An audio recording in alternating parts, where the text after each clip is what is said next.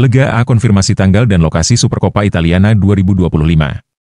Tanggal, format, dan lokasi untuk Supercoppa Italiana edisi 2025 telah dikonfirmasi untuk keempat tim yang berpartisipasi, Inter, AC Milan, Juventus, dan Atalanta. Supercoppa Italiana berikutnya akan berlangsung pada Januari 2025. Semifinal akan diadakan pada 3 Januari dan 4 Januari waktu Indonesia, dengan pertandingan final beberapa hari kemudian yaitu pada tanggal 7 Januari. Inter-Atalanta akan menjadi pertandingan pertama dalam jadwal, pada 3 Januari, sementara Juventus Milan akan berlangsung pada 4 Januari. Ketiga pertandingan, termasuk final, akan diadakan di Kingdom Arena yang baru dibangun, yang juga merupakan kandang bagi klub Liga Pro Saudi Al-Hilal. Supercoppa Italiana sekali lagi akan diadakan di Riyadh, Arab Saudi, dan juga akan berlanjut dalam format turnamen mini 4 tim.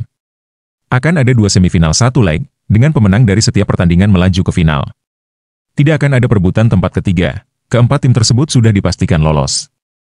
Inter lolos sebagai juara Serie A 2023 hingga 2024, AC Milan sebagai runner-up, sedangkan Juventus dan Atalanta lolos sebagai 2 finalis Coppa Italia 2023 hingga 2024.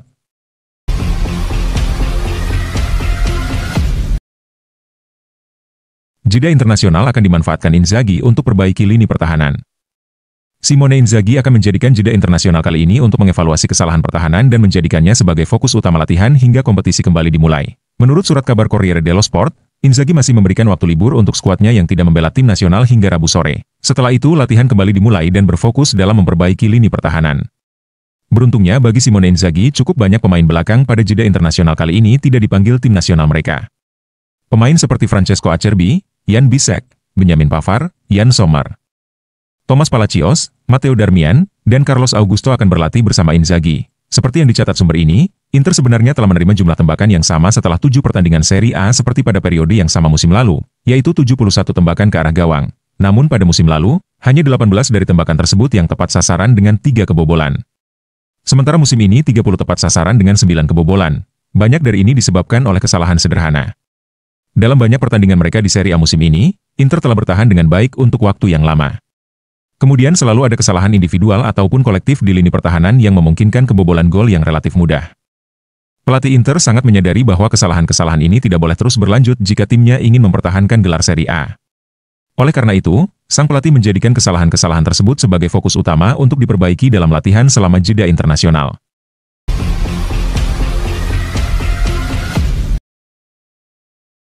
Kekalahan dari Fiorentina memperdalam krisis AC Milan, Fonseca di bawah tekanan.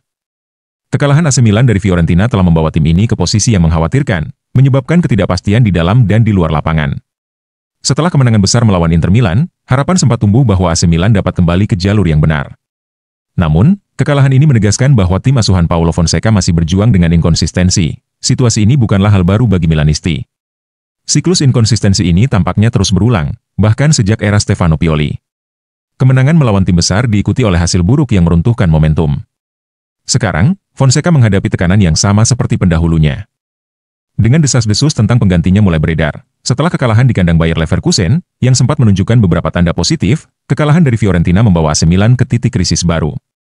Gazzetta dello Sport menggambarkan kekalahan ini sebagai langkah mundur yang nyata, baik dari segi taktik maupun mental. Tim yang beberapa minggu lalu dipuji karena kemenangan atas Inter kini tampak seperti tim yang berada di ambang kehancuran. Krisis AC Milan saat ini bukan hanya masalah taktik, tetapi juga kondisi mental tim. Kemenangan atas Inter seharusnya menjadi titik balik, tetapi ternyata hanya dorongan sementara. Kini, dengan jeda internasional yang panjang, tim harus mencari cara untuk mengatasi kelemahan mental mereka sebelum menghadapi tantangan besar di pertandingan mendatang. Fonseca kini berada di bawah sorotan tajam, dan masa depannya sebagai pelatih akan ditentukan oleh bagaimana ia mengelola tim ini dalam beberapa minggu mendatang. Dengan jeda internasional di depan, Milan memiliki kesempatan untuk mereset dan memperbaiki kekurangan mereka sebelum krisis ini semakin dalam.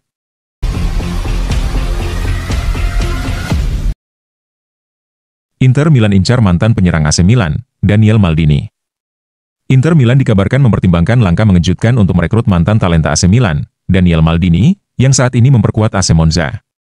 Sebagaimana dilansir Internews, bahwa Direktur Nerazzurri, Piero Ausilio hadir di tribun penonton saat Monza menahan imbang Roma 1-1 pada minggu lalu untuk memantau aksi Warren Bondo. Namun justru Daniel Maldini lah yang menarik perhatiannya. Maldini tampil cemerlang sejak hijrah ke Monza dari Milan. Gelandang serang berusia 22 tahun itu tampil mengesankan selama masa pinjamannya di Stadio Brianteo pada musim lalu, dengan mengemas 4 gol dan 1 assist dari 18 penampilan di Serie A. Oleh karena itu, Monza memutuskan untuk mempermanenkannya di musim panas tahun ini. Monza telah meyakinkan Milan agar mau melepas playmaker berperingkat tinggi itu bergabung dengan tim Alessandro Nesta dengan kontrak 2 tahun, dan ia pun sukses besar, menjadi starter di semua pertandingan Monza sejauh musim ini, dengan mencetak 1 gol dan 1 assist.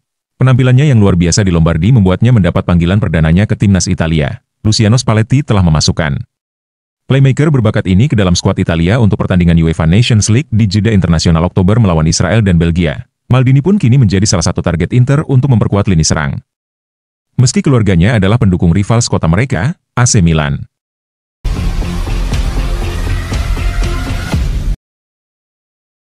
Solusi tepat Juventus saat Teun Koopmeiners harus absen kontra Lazio. Juventus tengah menghadapi dilema menjelang pertandingan melawan Lazio pada 19 Oktober mendatang.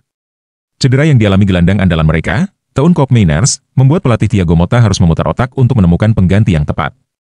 Koopmeiners, yang mengalami cedera tulang rusuk saat bermain imbang 1-1 melawan Cagliari, terpaksa digantikan pada babak kedua karena kesulitan bernapas. Cedera ini membuat dia kemungkinan besar absen dalam pertandingan penting melawan Lazio. Koopmeiners, yang menjadi salah satu rekrutan termahal Juventus musim ini setelah ditebus seharga lebih dari Rp1 triliun, harus tetap berada di pusat latihan Continasa selama jeda internasional. Meski sempat dipanggil oleh Ronald Koeman untuk bergabung dengan tim nasional Belanda, cedera tersebut mengharuskan dia untuk fokus pada pemulihan. Juventus kini menanti hasil tes medis lebih lanjut guna memastikan tingkat keparahan cederanya. Dalam menghadapi absennya Koopmeiners, 3 nama muncul sebagai kandidat penggantinya. Nicolo Fagioli, yang menggantikan Koopmeiners saat melawan Cagliari, menjadi opsi pertama. Gelandang muda berusia 23 tahun itu memiliki kemampuan bermain sebagai gelandang serang, meskipun dia lebih dikenal sebagai pemain yang bermain lebih dalam di lini tengah. Pilihan kedua adalah Kenan Yildiz, pemain muda berbakat yang telah menunjukkan perkembangan pesat di Juventus. Meski masih muda, Yildiz mampu memberikan kontribusi signifikan di beberapa pertandingan sebelumnya, khususnya saat bermain di belakang penyerang Dusan Vlahovic. Namun, Yildiz kerap menunjukkan performa yang tidak konsisten ketika ditempatkan di sayap kiri. Sekarang, dengan absennya Koopmeiners, dia bisa kembali memainkan peran favoritnya di nomor 10. Terakhir, Douglas Luiz menjadi kandidat ketiga. Pemain internasional Brasil ini telah memainkan peran gelandang serang beberapa kali selama pramusim, dan hasilnya cukup lumayan.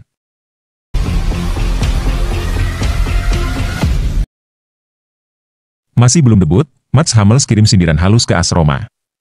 Bek veteran asal Jerman, Mats Hummels mengirim pesan sarkastis kepada AS Roma melalui media sosial setelah belum juga mendapatkan kesempatan bermain di klub barunya. Pemain berusia 35 tahun itu bergabung dengan Roma pada 4 September, setelah kontraknya bersama Borussia Dortmund berakhir. Meski sudah hampir 2 bulan bergabung, Hummels belum juga tampil di pertandingan kompetitif. Melalui akun Instagramnya, Hummels mengunggah beberapa foto saat dirinya menjalani sesi latihan dengan seragam Roma, serta menikmati kehidupan di ibu kota Italia. Dalam unggahan tersebut, ia memperlihatkan dirinya menikmati momen santai dengan roti lapis dan kopi. Namun, yang menarik perhatian adalah catatan yang ia tambahkan dengan nada sarkastis. Sejauh ini Roma. Foto pertandingan akan segera disertakan, saya rasa. Pesan tersebut jelas mengisyaratkan ketidakpuasannya atas situasi yang dialaminya di Roma. Hummels, yang pernah menjadi andalan di lini pertahanan Borussia Dortmund dan timnas Jerman, belum tampil karena beberapa faktor, termasuk cedera ringan dan kondisi kebugarannya yang belum sepenuhnya optimal setelah menghabiskan waktu tanpa klub selama musim panas. Pemain yang akan berusia 36 tahun pada bulan Desember ini sempat diharapkan tampil saat Roma menghadapi Monza di Serie A, namun ia harus mundur dari skuad karena terserang flu. Fans AS Roma tentu menantikan kapan Mats Hummels akan menjalani debutnya dan membantu memperkuat lini belakang tim. Di usianya yang hampir 36 tahun, Hummels diharapkan bisa memberikan pengalaman dan stabilitas di jantung pertahanan Roma, apalagi dengan reputasinya sebagai bek tangguh yang pernah membawa Jerman meraih gelar Piala Dunia 2014.